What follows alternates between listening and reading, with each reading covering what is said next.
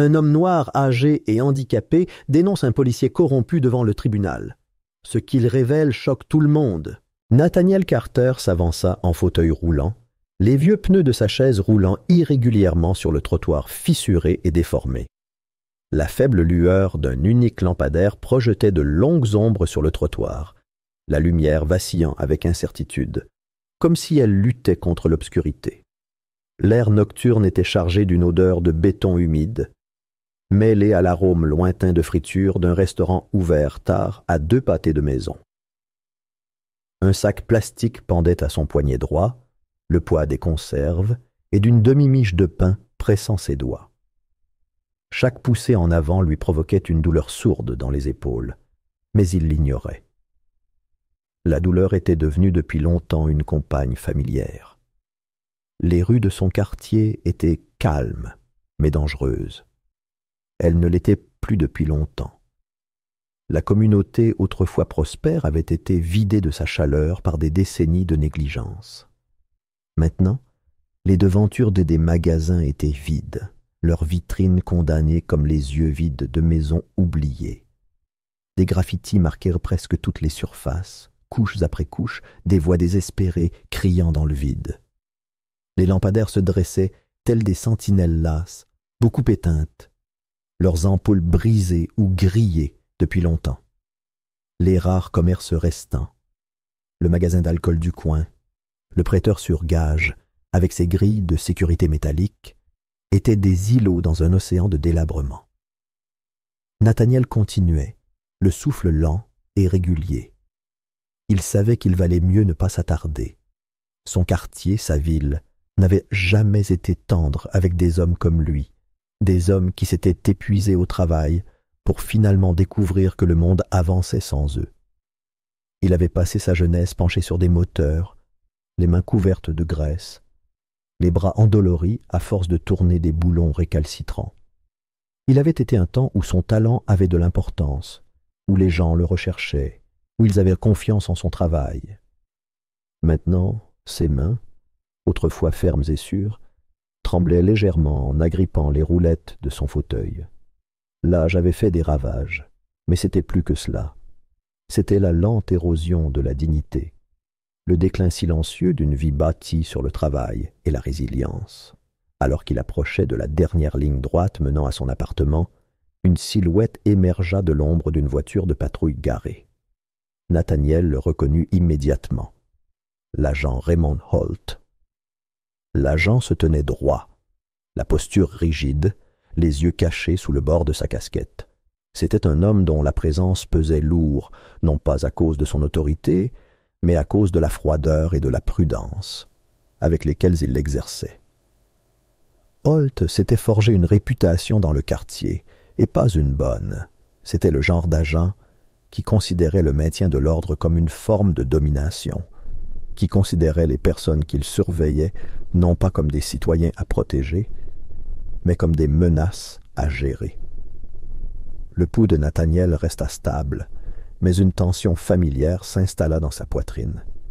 Il avait vécu trop longtemps et vu trop de choses pour montrer sa peur, mais il comprenait les règles tacites de ces rencontres. Rester lent, garder le regard droit, ne pas provoquer. Il ajusta sa prise sur son fauteuil roulant et continua d'avancer, refusant de saluer Holt au-delà d'un léger hochement de tête qu'il lui adressait par habitude. Les yeux de Holt le suivirent, une lueur perçante et indéchiffrable vacillant derrière eux.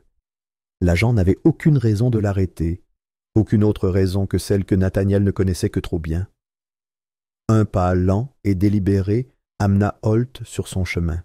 Nathaniel s'immobilisa, les doigts fléchissant contre le métal de ses roues. L'air entre eux s'épaissit, le silence se tendit. La voix de Holt, lorsqu'elle se fit entendre, était basse et mesurée, chargée d'une autorité tacite. « Retardez, Carter. » Ces mots n'étaient pas une question, c'était une accusation déguisée en observation. Nathaniel ne répondit pas immédiatement. Il déplaça le sac de course sur son poignet, les boîtes tintant doucement. Inutile d'engager le dialogue, inutile de riposter. Il avait vu ce qui arrivait à ceux qui le faisaient. Il avait vu des jeunes hommes plaqués contre les murs, entendu le claquement sec des matraques contre les côtes. Il avait appris, avec le temps, que la dignité était une chose dangereuse, à laquelle il fallait s'accrocher dans des moments comme ceux-là. Il hocha de nouveau la tête, d'une voix ferme mais distante. Je rentre à la maison. Le regard de Holt se posa sur le sac, puis sur le fauteuil roulant. Il y avait quelque chose dans son regard, quelque chose de froid et d'évaluateur, un calcul. Nathaniel retint son souffle, attendant, serrant les accoudoirs de son fauteuil. Puis, aussi vite qu'il s'était avancé, Holt recula d'un pas, lui laissant le passage. L'agent ne dit rien de plus, mais l'instant s'étira entre eux, chargé de non-dits, d'inachevés.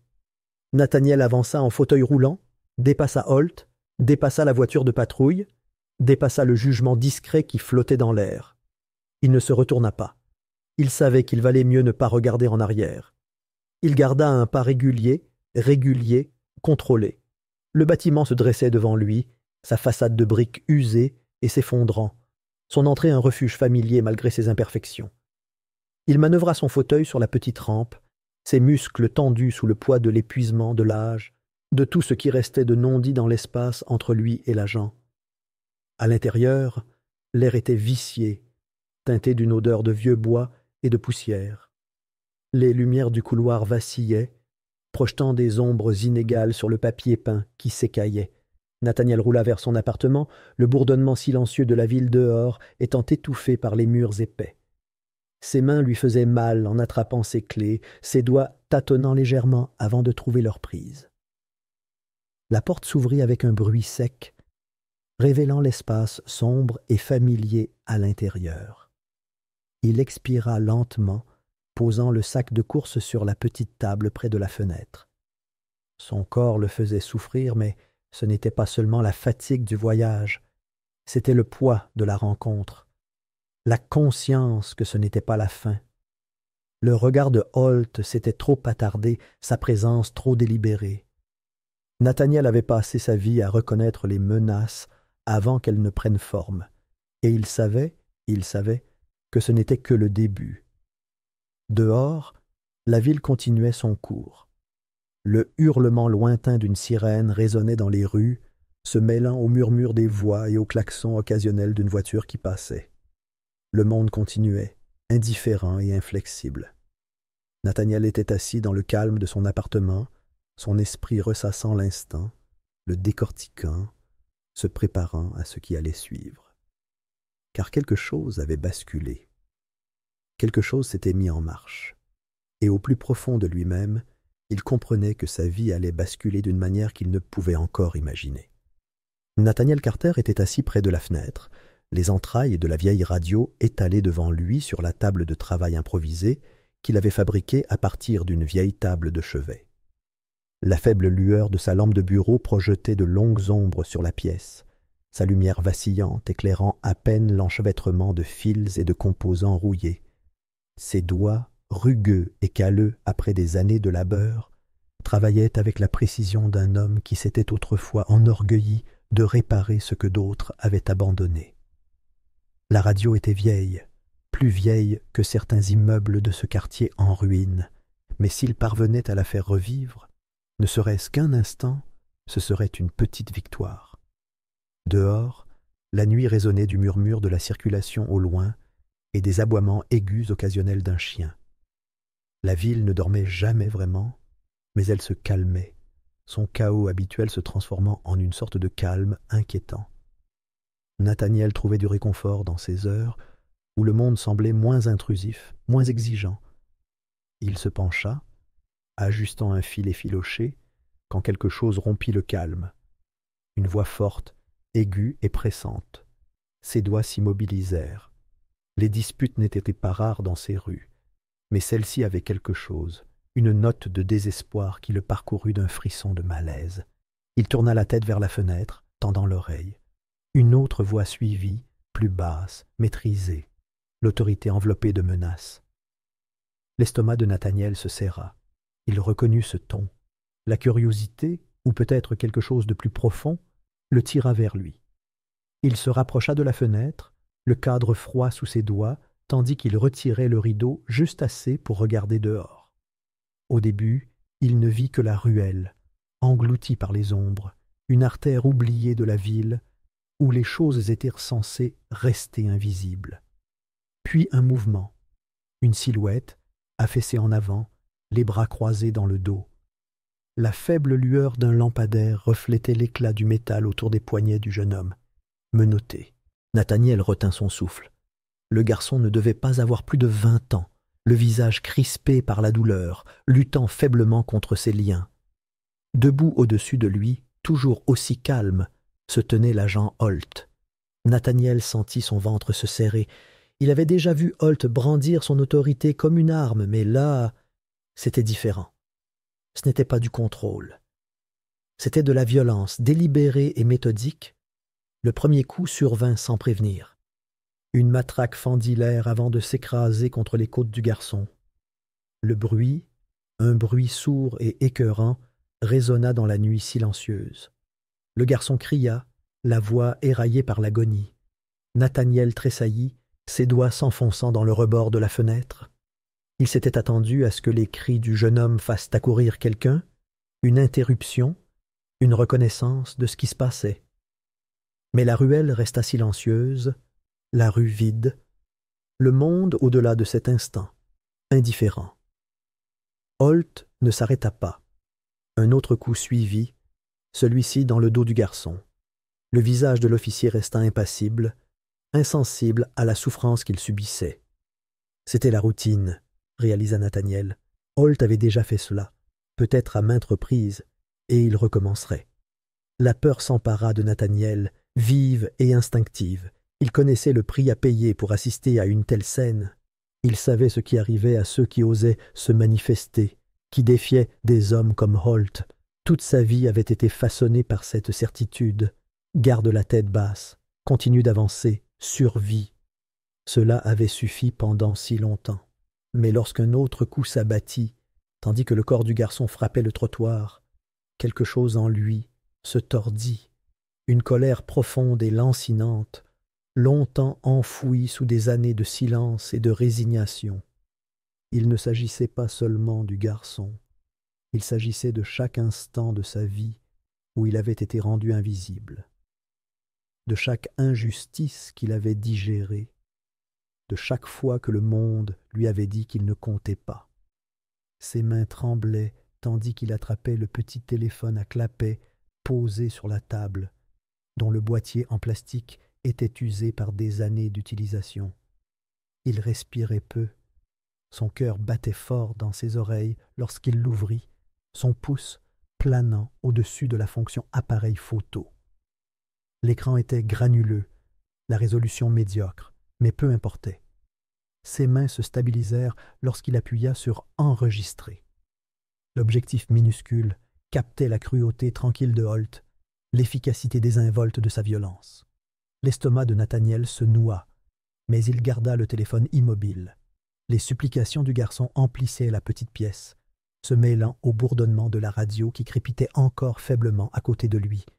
Il appuya sur « Enregistrer ». Un simple geste, une pression sur un bouton, mais qui portait le poids de quelque chose d'irréversible. Il expira, le son tremblant et irrégulier. Il savait ce que cela signifiait. Il savait qu'en faisant ce pas, il s'était placé sur le chemin de quelque chose de bien plus grand que lui. Il n'y avait aucun moyen de revenir en arrière. Impossible d'effacer ce qu'il avait vu, ce qu'il avait fait. Dehors, Holt se redressa, son regard parcourant brièvement la ruelle avant de reculer vers sa voiture de patrouille, laissant le garçon effondré au sol. Nathaniel regarda l'agent s'éloigner, l'obscurité engloutissant les feux arrière clignotants. Ce n'est qu'à ce moment-là qu'il s'autorisa à respirer. Il ferma le téléphone, les doigts crispés. Il avait maintenant des preuves. Des preuves. Mais qu'est-ce que cela signifiait dans un monde où la justice semblait lointaine, inaccessible? Son esprit explorait les possibilités, toutes plus dangereuses les unes que les autres. Il pouvait confier cette affaire à quelqu'un. Mais qui? Qui écouterait? Qui s'en soucierait? Son corps était lourd tandis qu'il se laissait aller en arrière, les yeux toujours fixés sur la ruelle en contrebas. Le garçon n'avait pas bougé. Nathaniel savait qu'il devait descendre, vérifier s'il respirait encore. Mais ses membres refusaient de coopérer.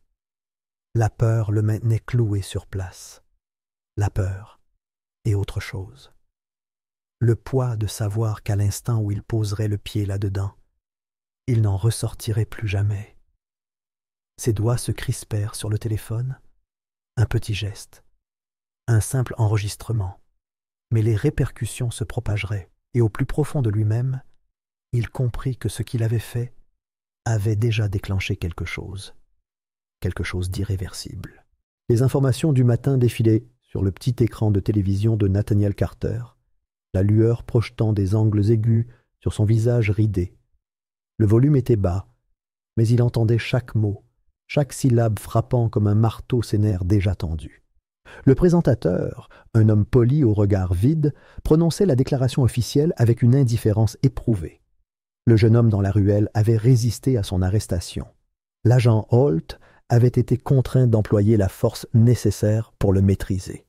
Aucune mention des menottes, aucune mention de la matraque, aucune mention des cris rauques qui avaient déchiré l'air nocturne. La mâchoire de Nathaniel se serra, ses doigts se crispant sur les accoudoirs de son fauteuil roulant. Il savait que cela arriverait. La vérité avait toujours été fragile dans cette ville, facilement remodelée par ceux qui détenaient le pouvoir. Mais voir le mensonge se dévoiler si naturellement lui retournait encore l'estomac. Le monde continuerait d'avancer. Les gens secoueraient la tête, marmonneraient quelque chose sur le fait que les choses ne changent jamais, puis continueraient leur vie. Mais ils ne pouvaient pas. Pas cette fois. Ses doigts effleurèrent le poids de sa poche. Le vieux téléphone à clapet, le minuscule écran sombre, mais contenant la vérité qu'il voulait enfouir. La connaissance s'installa au plus profond de sa poitrine, un fardeau et une arme à la fois. Il sentait encore le tremblement de ses mains de la veille, la froide certitude que sa vie avait basculé. Il avait fait un choix. Maintenant, il devait aller jusqu'au bout. Nathaniel savait qu'il n'y avait qu'un seul homme en ville capable de l'écouter. M. Davis. Un nom qui avait du poids dans certains cercles, murmuré dans des conversations tranquilles sur la justice et les combats impossibles. Le cabinet de l'avocat était un espace modeste et exigu, au-dessus d'un salon de coiffure, le genre d'endroit où l'on vient quand on n'a nulle part où aller. Nathaniel n'avait jamais eu besoin de son aide auparavant. Il avait passé sa vie à garder la tête basse, à survivre. Mais aujourd'hui, survivre ne suffisait pas. Y arriver demandait des efforts. Le trajet en bus était lent. L'entrée accessible au fauteuil roulant à l'arrière lui donnait l'impression d'être un arrière-pensée. Les rues étaient accidentées, chaque bosse le secouait jusqu'aux os. Mais il persévéra. L'ascenseur menant au bureau de Davis grogna sous son propre poids, l'air à l'intérieur empreint d'une odeur de vieux papier et de café rassis. Lorsque les portes s'ouvrirent, il s'avança, le léger grincement de ses roues annonçant sa présence. M. Davis était comme toujours, fatigué, mais intact. Son costume était un peu usé, sa barbe mouchetée de gris, son regard perçant malgré la fatigue qui s'accumulait dans les plis. Nathaniel ne perdit pas de temps. Il sortit le téléphone de sa poche, l'ouvrit et laissa l'enregistrement jouer. La pièce était silencieuse, à l'exception des bruits de la nuit, les coups qui s'abattaient, la douleur d'un jeune homme, la cruauté détachée des gestes de Holt. À la fin, Nathaniel leva les yeux et croisa le regard de l'avocat. Davis expira lentement, son expression s'assombrissant. Il se renversa dans son fauteuil, les doigts croisés sous son menton. Le poids de ce à quoi ils étaient confrontés s'installa entre eux, inexprimé mais indéniable. Nathaniel lut le calcul dans les yeux de l'avocat, la minutieuse évaluation du risque et du résultat. Finalement, après une longue pause, Davis prit la parole. Les preuves étaient accablantes, mais elles ne suffiraient pas à elles seules. Holt était protégé. Le système avait été conçu pour protéger des hommes comme lui. Et s'ils allaient de l'avant, Nathaniel serait le premier à en subir les conséquences. Nathaniel le savait déjà. La peur lui avait murmuré ses avertissements à l'oreille toute la nuit, avait tracé des doigts glacés le long de sa colonne vertébrale, tandis qu'il se demandait s'il devait venir ici. Mais quelque chose de plus lourd pesait sur sa poitrine, quelque chose de plus profond que la peur, une vie d'humiliation ravalée. 1000 fois où on lui avait dit, sans un mot, que sa vie comptait moins. Il ne s'était pas battu à ce moment-là. Il avait laissé le monde lui filer dessus. Mais pas maintenant. Ils élaborèrent leur plan, sachant qu'il était fragile, connaissant les risques. L'enregistrement aurait besoin d'être étayé par d'autres preuves, des témoins, des corroborations, un moyen de rendre la vérité si indéniable que même ceux qui voulaient l'ignorer n'auraient d'autre choix que de l'écouter. Davis contacterait ses contacts, verrait qui serait prêt à se manifester. Nathaniel conserverait l'enregistrement en lieu sûr, on ferait des copies. Ils agiraient prudemment, délibérément. Il n'y avait pas de plan pour l'erreur. Mais la ville avait déjà senti le changement. Avant même que Nathaniel ne rentre chez lui, les ombres avaient commencé à s'étendre vers lui. Le premier signe était subtil. Une voiture de patrouille garée juste en bas de la rue, moteur au ralenti, phare perçant la pénombre du début de soirée. Elle ne bougea pas à son approche. Il sentit le poids d'yeux invisible le suivre, s'attarder sur son dos tandis qu'il manœuvrait sa chaise pour monter la rampe et entrer dans l'immeuble. À l'intérieur, sa boîte aux lettres était ouverte, son contenu éparpillé sur le sol. Un acte délibéré, un avertissement. Le lendemain matin, un autre message arriva, glissé sous sa porte. Le papier était fin, les mots griffonnés à la hâte, de traits irréguliers. « Tiens-toi en dehors de ça. » Pas de signature, pas de faux-semblant, juste la froide clarté d'une menace. Nathaniel resta assis un long moment, le mot posé sur la table à côté de lui, le monde devant sa fenêtre continuant comme si de rien n'était. Mais tout avait changé. Il pensa au jeune homme dans la ruelle, à la façon dont ses cris étaient restés sans réponse. Il repensa à chaque fois où il s'était détourné, convaincu que ce n'était pas son combat. Il pensa au téléphone dans sa poche, la preuve qui pourrait être son salut ou sa perte. La peur le serrait au ventre, mais elle ne l'ébranlait pas. Le chemin était tracé. Il n'y avait plus de retour en arrière possible. Nathaniel et M. Davis avançaient, mais à chaque pas, les murs de la corruption s'élevaient, les ombres s'épaississaient. Il devenait évident que l'agent Holt n'était pas un voyou agissant seul. Ses actions étaient protégées par un réseau de mensonges, un système soigneusement tissé de rapports falsifiés, de preuves manquantes, et une confrérie d'agents qui avaient depuis longtemps abandonné leur devoir de servir et de protéger. Chaque vérité révélée en révélait une autre, dressant le portrait d'une police maîtrisant l'art du silence et de la complicité. On murmurait d'autres cas, des victimes qui avaient tenté de riposter, pour finalement être englouties par la même machine qui tournait maintenant son attention vers Nathaniel. Mais Nathaniel n'était pas du genre à se laisser facilement intimider. Il avait passé sa vie à endurer, à survivre face à des forces qui cherchèrent à le briser. Désormais, il ne reculerait pas. M. Davis lui exposa les prochaines étapes. Témoignages, dénonciations, un dossier monté avec une précision méticuleuse pour contrer les mensonges de Holt et de ses alliés. Nathaniel savait ce que cela signifiait.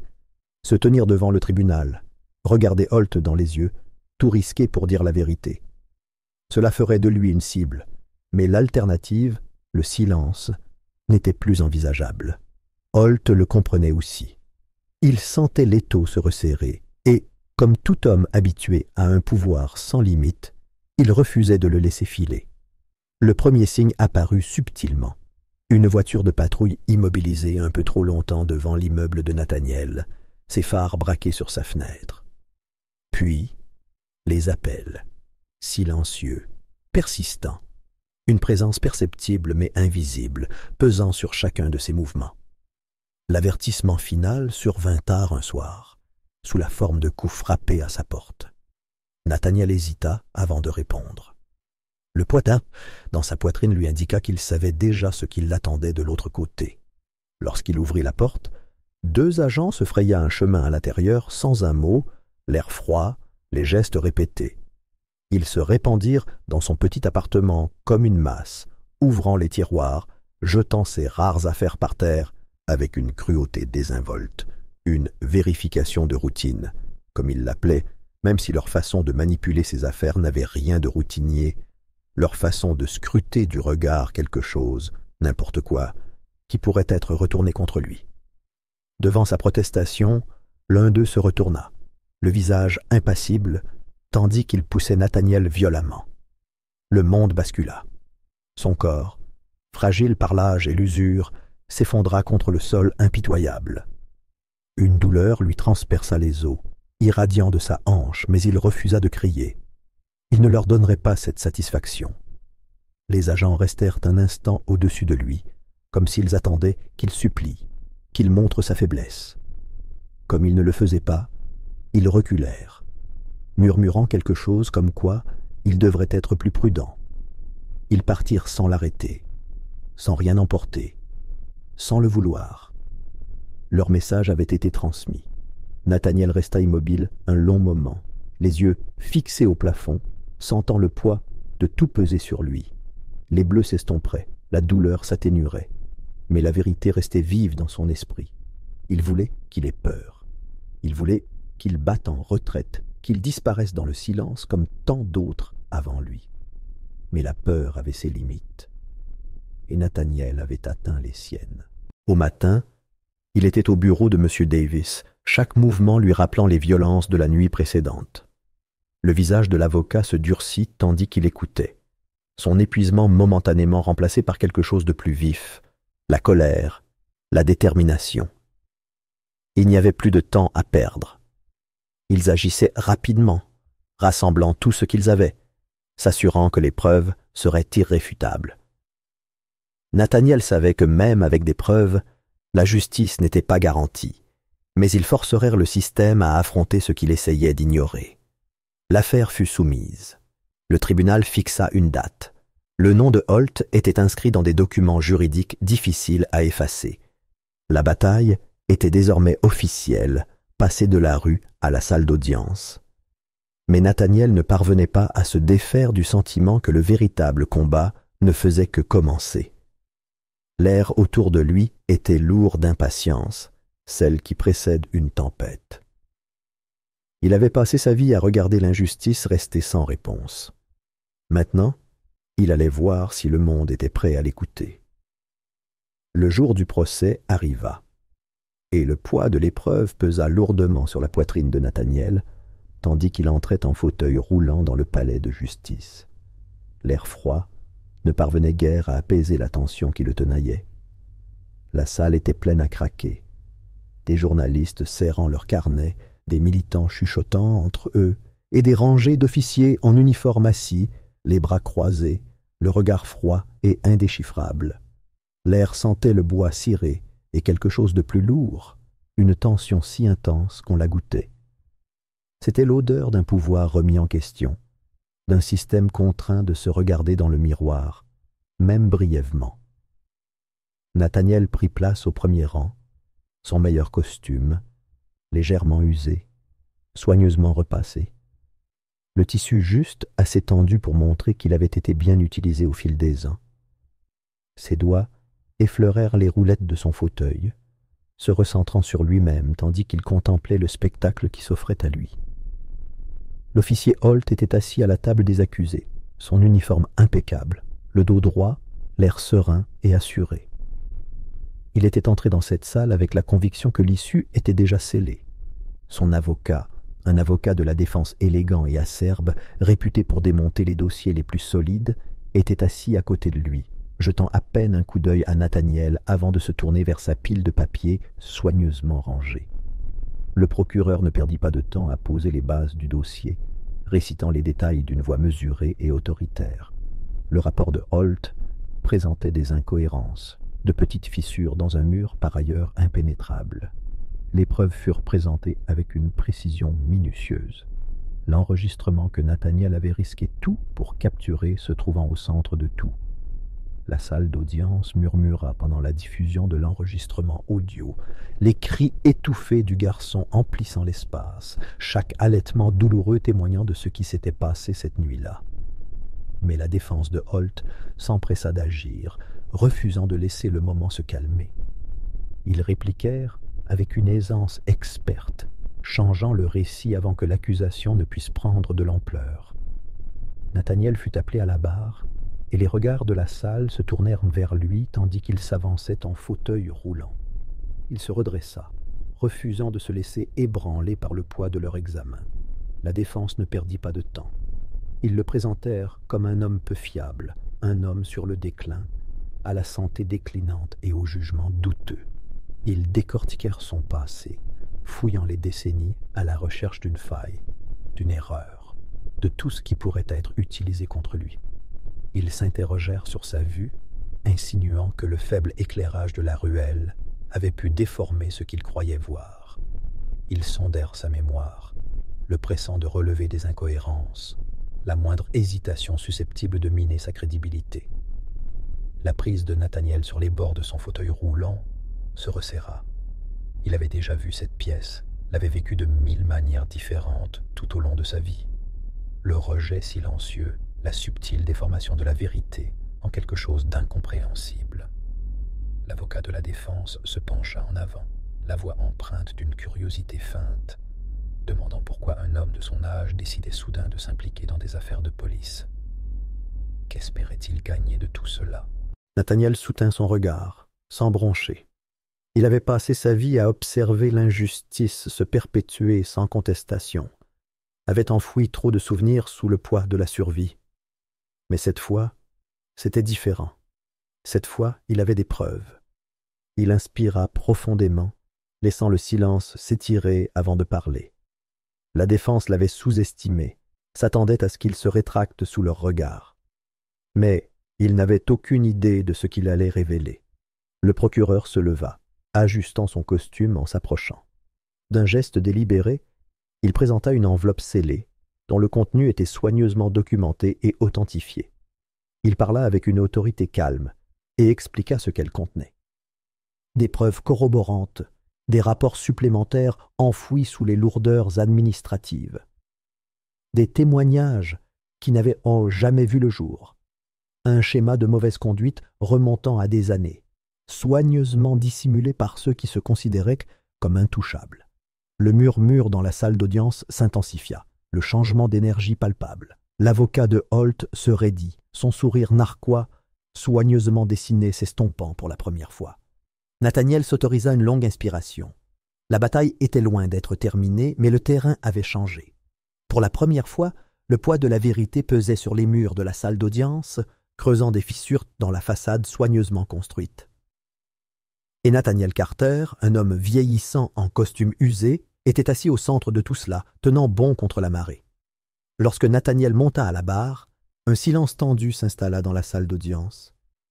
Tous les regards étaient braqués sur lui, scrutant son visage buriné à la recherche de signes de faiblesse, de doute ou d'hésitation.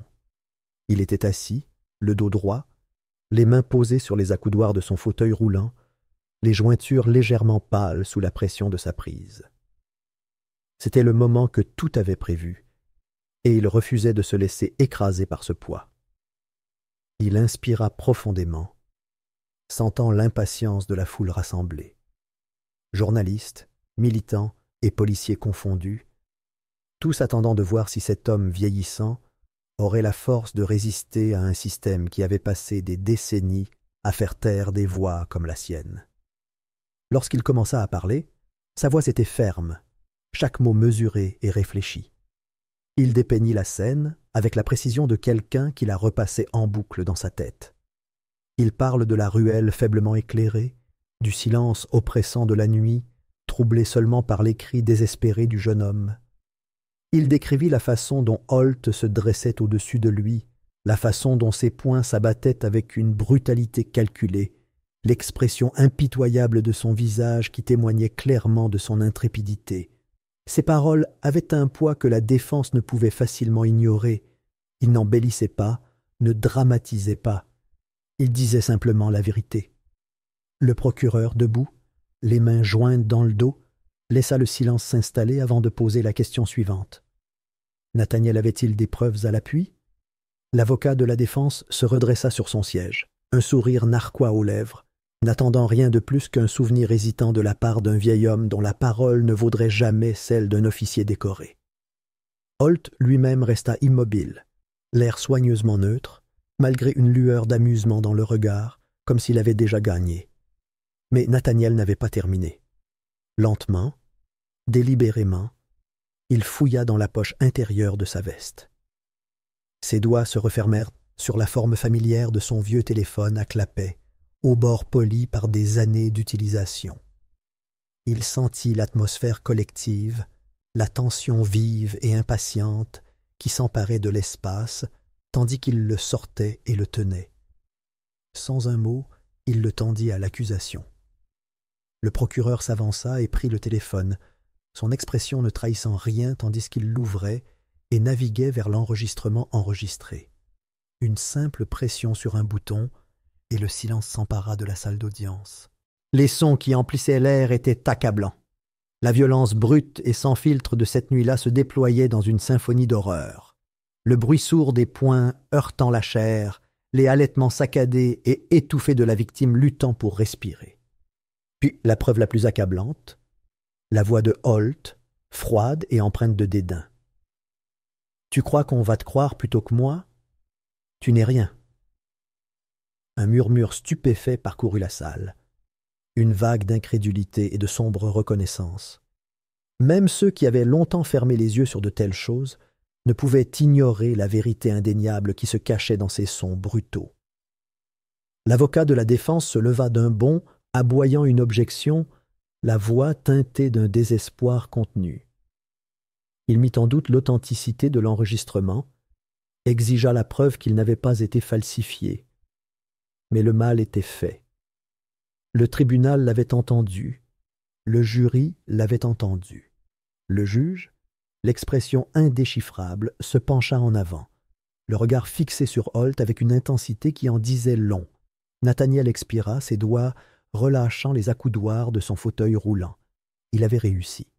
Il avait exposé la vérité à la lumière, là où elle ne pouvait être ignorée.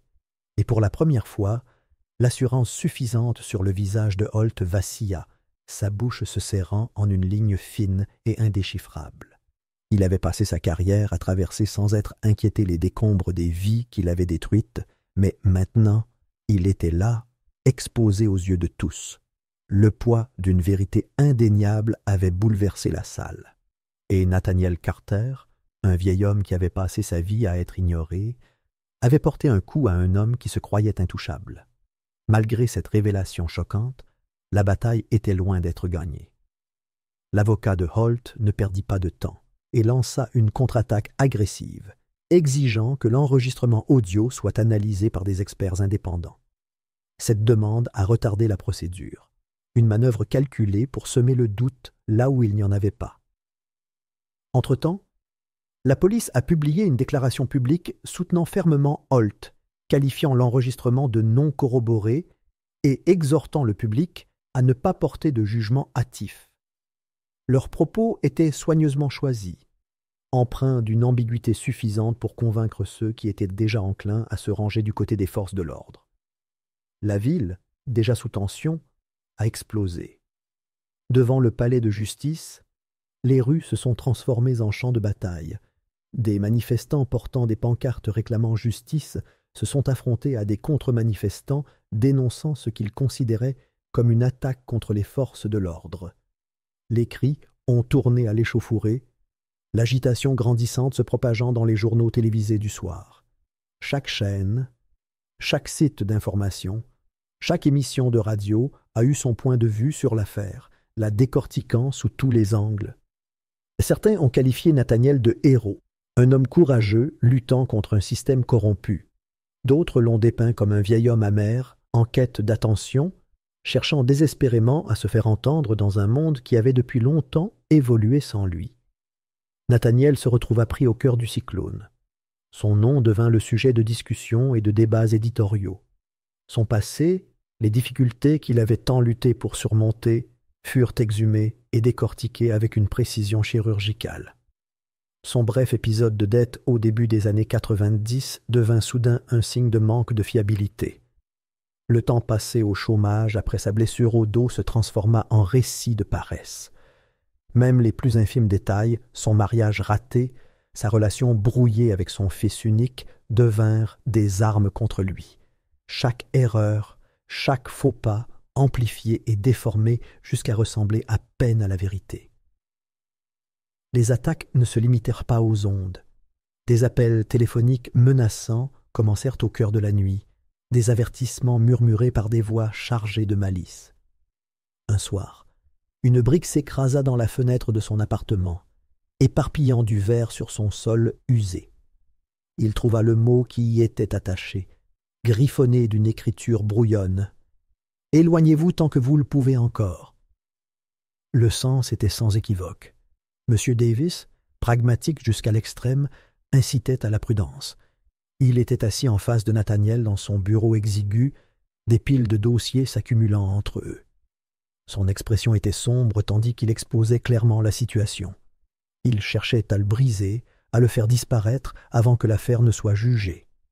C'était la plus vieille ruse du monde, discréditer, intimider, éliminer. Ça avait déjà marché, ça marcherait encore. À moins que Nathaniel ne s'y oppose. Nathaniel écoutait, les mains jointes sur ses genoux, le regard fixe. Il avait passé sa vie entière à endurer, à survivre dans un monde qui avait tenté de l'effacer à maintes reprises. Il avait été mis à terre plus de fois qu'il ne pouvait en compter, et pourtant, il était là, respirant encore, se battant encore. Il ne se laisserait pas prendre. Il avait fait trop de chemin pour faire marche arrière. Le lendemain, sous les flashs des appareils photo et les voix réclamant des extraits sonores, il retourna dans la salle d'audience. L'atmosphère avait changé, la pression était immense, l'examen minutieux étouffant, mais il ne faiblit pas. Il rejoignit la barre, la posture droite, les mains fermes, prêtant serment. La défense ne perdit pas de temps, se lançant dans sa stratégie avec une précision impitoyable. Ils sondèrent chaque détail de sa vie, cherchant les incohérences, tout ce qui pouvait le discréditer. Ils s'interrogèrent sur sa mémoire, ses motivations, sa capacité à discerner ce qu'il avait réellement vu cette nuit-là. Nathaniel a répondu à chaque question de front. Il n'a pas bronché, n'a pas hésité. Il a parlé avec la même honnêteté inébranlable qu'il avait portée tout au long de sa vie, à travers les épreuves, les deuils. Il a refusé de se laisser déformer par ses propos, de se laisser transformer en ce témoin peu fiable dont ils avaient si désespérément besoin. Et peu à peu, quelque chose a commencé à changer. L'atmosphère dans la salle a basculé. Il ne s'agissait plus seulement d'épreuves. Il s'agissait de lui, de sa résilience, de son refus de se taire. On a écouté. Le jury a écouté. Et pour la première fois, les failles dans les fondations de l'opposition ont commencé à apparaître. Le dernier jour du procès arrive et la salle d'audience est bondée au-delà de sa capacité. L'air est lourd de tension, les corps serrés les uns contre les autres sur les bancs de bois, des murmures se faufilent dans la foule tels des courants agités. Les journalistes griffonnent fiévreusement, leurs appareils photos s'activant à chaque mouvement. Le juge entre, l'air indéchiffrable, et la salle d'audience s'élève à l'unisson avant de s'installer dans un silence gêné. L'accusation s'avance, livrant une plaidoirie finale forte d'une vérité indéniable. Personne, pas même un officier décoré, n'est au-dessus de la loi. Les preuves sont claires, les témoins déterminés, l'enregistrement irréfutable. Chaque tentative d'occulter la vérité n'a fait que la renforcer. La justice ne doit pas être un privilège, mais un droit pour tous. La défense riposte par une dernière tentative désespérée de discréditer Nathaniel. Elle le dépeint comme un vieil homme amer, s'accrochant à ses griefs passés, l'accusant d'avoir inventé son histoire pour se venger de l'autorité. Elle affirme que le système fonctionne, que des officiers comme Holt risquent leur vie chaque jour et que la parole d'un seul homme ne devrait pas suffire à anéantir des années de service dévoué. Mais leur parole sonne creux, leur désespoir est limpide. C'est alors que le tournant arrive. Les experts médico-légaux confirment l'authenticité de l'enregistrement sans l'ombre d'un doute. Les voix captées dans l'enregistrement sont indéniables. Les cris du jeune homme, la cruelle indifférence de Holt, la triste réalité d'un pouvoir sans limite. Tout est mis à nu, à la vue du monde entier. Hardi par la détermination inébranlable de Nathaniel, d'autres voix surgissent de l'ombre. Des témoins, autrefois trop effrayés pour parler, se manifestent. Un commerçant se souvient d'avoir vu Holt entraîner le jeune homme dans la ruelle. Un ancien agent, las de la corruption, raconte des années de dissimulation, de plaintes disparues, d'agents sommés de garder le silence. Même au sein du service, des fissures commencent à apparaître.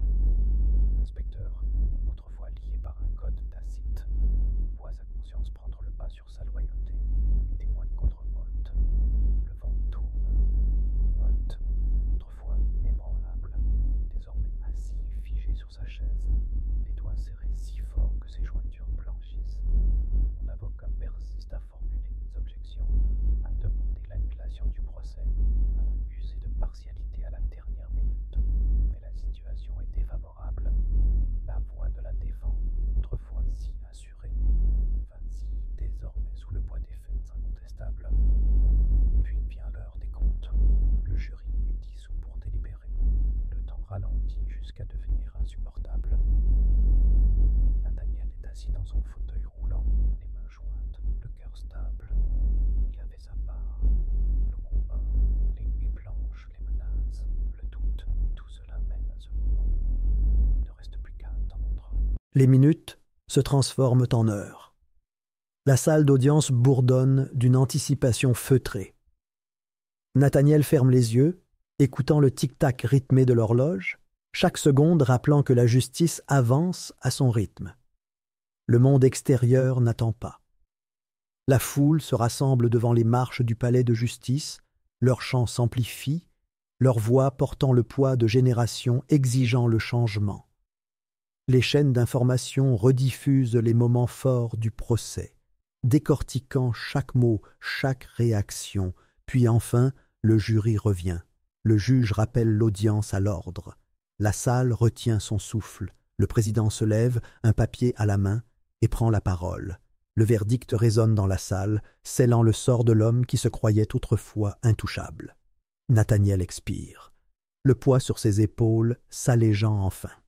Il a pris position. Quoi qu'il arrive, le monde se souviendra de ce combat. Et peut-être, juste peut-être, le cours de la justice a-t-il basculé, ne serait-ce que d'une fraction, dans la bonne direction. Le jury réintègre la salle d'audience après des heures de délibération.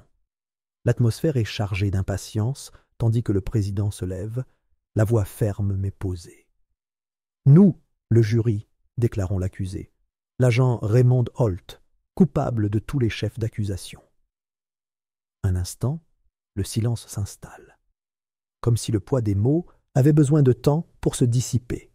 Puis, des murmures parcourent la salle d'audience, certains de soulagement, d'autres d'indignation.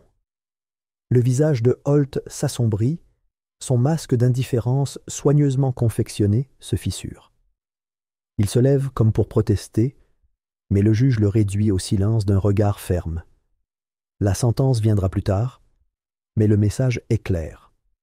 Pour la première fois de sa carrière, Holt est tenu responsable. Nathaniel expire, son corps s'affaissant légèrement dans son fauteuil roulant.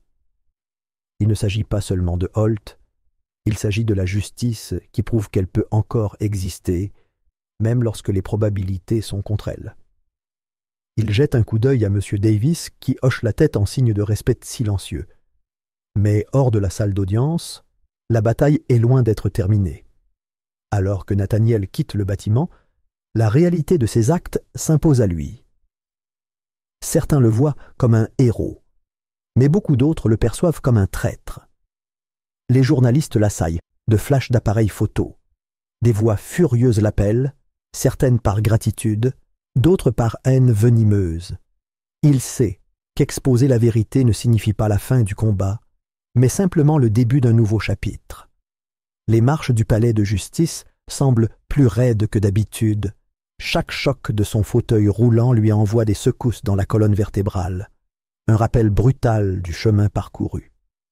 Le poids de l'instant pèse sur lui, plus lourd que le métal froid des roues sous ses mains. Les journalistes se rapprochent, leurs micros pointés vers lui comme des armes, leurs voix se fondant dans un brouhaha chaotique de questions qu'il perçoit à peine. Il capte des bribes de son interrogation. Cela en valait-il la peine? Craignez-vous pour votre sécurité? Que va-t-il se passer ensuite? Mais le seul son qui résonne vraiment est le battement régulier de son propre cœur, un écho rythmique de tout ce qui a conduit à cet instant. Il scrute la foule, à la recherche de visages familiers. La présence d'agents en uniforme alignés le long du périmètre ne le rassure guère. Certains sont là pour maintenir l'ordre, mais d'autres le regardent avec des expressions tout sauf neutres. Il a déjà vu ces regards dans les ruelles sombres, dans le blanc stérile des chambres d'hôpital, au lendemain de violences qui l'ont changé à jamais. C'est le regard d'homme qui croit que la justice ne devrait avoir qu'une seule définition, la leur. Monsieur Davis s'avance à ses côtés, une main ferme sur l'épaule de Nathaniel. Une douce assurance. Nathaniel hoche la tête, se forçant à regarder les caméras droit dans les yeux. S'il hésite maintenant, s'il hésite, tout cela n'aura servi à rien. Il parle d'une voix ferme malgré la tempête qui fait rage autour de lui. Il ne répond pas directement à leurs questions.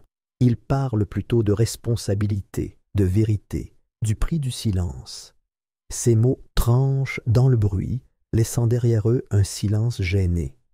Certains hochent la tête, d'autres lancent des regards noirs. Les lignes de bataille ont été tracées, et il se trouve au centre de tout. Alors qu'on l'escorte vers le véhicule qui l'attend, un cri retentit. Une voix d'abord unique, puis une autre, puis un chœur. Certains scandent son nom en signe de défi, d'autres le crachent comme une malédiction. Une bouteille s'écrase sur le trottoir près de ses roues, des éclats s'approchant dangereusement. La sécurité se resserre autour de lui, l'incitant à accélérer, mais il refuse de se laisser bousculer. Il ne fuira pas, ni maintenant, ni jamais. La portière de la voiture se referme derrière lui, les vitres teintées atténuant le chaos extérieur. Monsieur Davis est assis à côté de lui, l'expression indéchiffrable. Le silence s'installe entre eux jusqu'à ce que, finalement, Davis prenne la parole, d'une voix basse et mesurée. Il y aura des répercussions, prévient-il. Nathaniel le sait déjà. Le verdict a peut-être été rendu, mais la guerre est loin d'être terminée. Holt avait des alliés puissants et il ne prendrait pas cette perte à la légère. Nathaniel regarde par la fenêtre tandis que la voiture s'éloigne du palais de justice, la ville se déployant devant lui, telle une promesse incertaine. Des ombres se profilent à chaque coin de rue, mais aussi la lueur d'autre chose, quelque chose en laquelle il ne s'est pas autorisé à croire depuis longtemps, l'espoir. Le trajet du retour se déroule sans incident, pourtant chaque feu rouge, chaque véhicule qui passe lui semble une menace potentielle.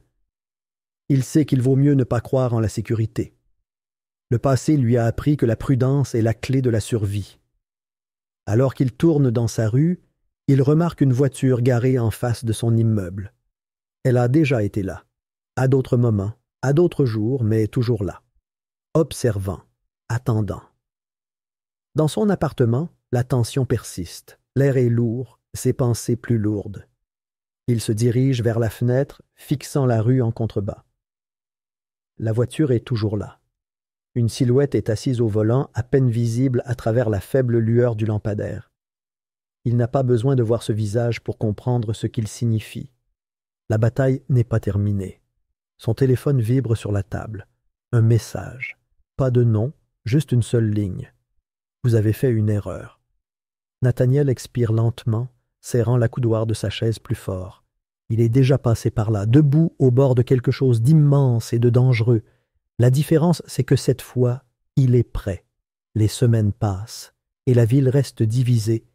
Les manifestations continuent, certaines exigeant des enquêtes plus approfondies sur les forces de police, d'autres affirmant que Holt a été sacrifié pour apaiser la population.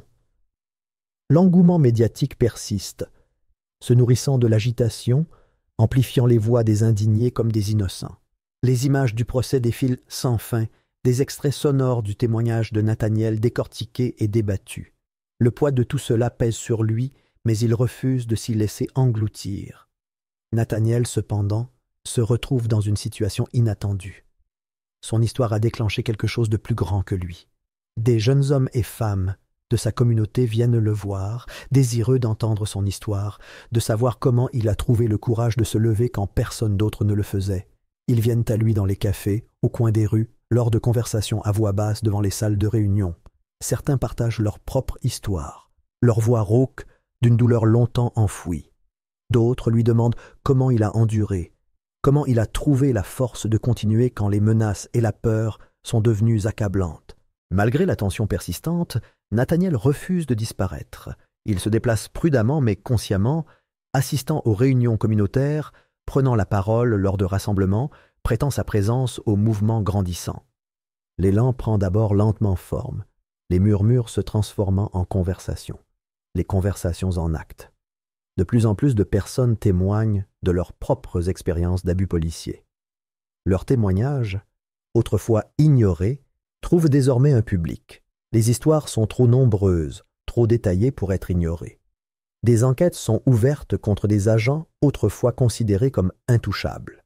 Le système résiste, comme toujours, par des lourdeurs administratives et une intimidation discrète, mais des fissures commencent à apparaître. Il entend parler d'agents réaffectés, d'enquêtes internes rendues publiques. Les syndicats ripostent, leurs porte-parole qualifiant les enquêtes de chasse aux sorcières, de manœuvres politiques. La réaction est féroce.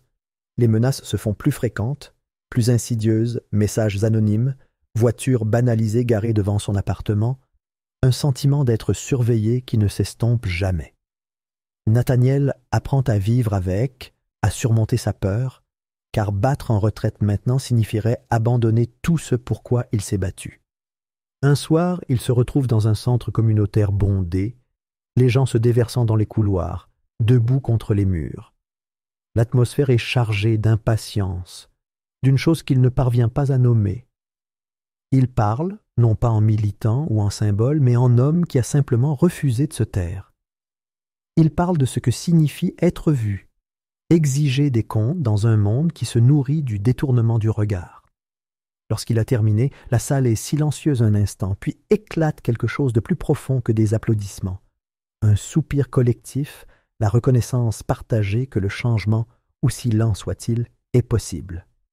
Plus tard dans la soirée, assis près de sa fenêtre, écoutant le doux bourdonnement de la ville, Nathaniel s'autorise un petit sourire. Il n'a jamais voulu être un héros, n'a jamais cherché à se soustraire au projecteur, mais il a fait ce qu'il fallait. Il a prouvé que même un homme ignoré du monde pouvait faire la différence, et cela, il le réalise, suffit. Dehors, la ville est toujours agitée, tiraillée entre espoir et résistance. Il sait que le combat n'est pas terminé. Il y aura d'autres batailles, d'autres revers, d'autres nuits passées à se demander si le jeu en vaut la chandelle, mais pour l'instant, à cet instant précis, il s'autorise à croire que le changement est non seulement possible, mais qu'il a déjà commencé.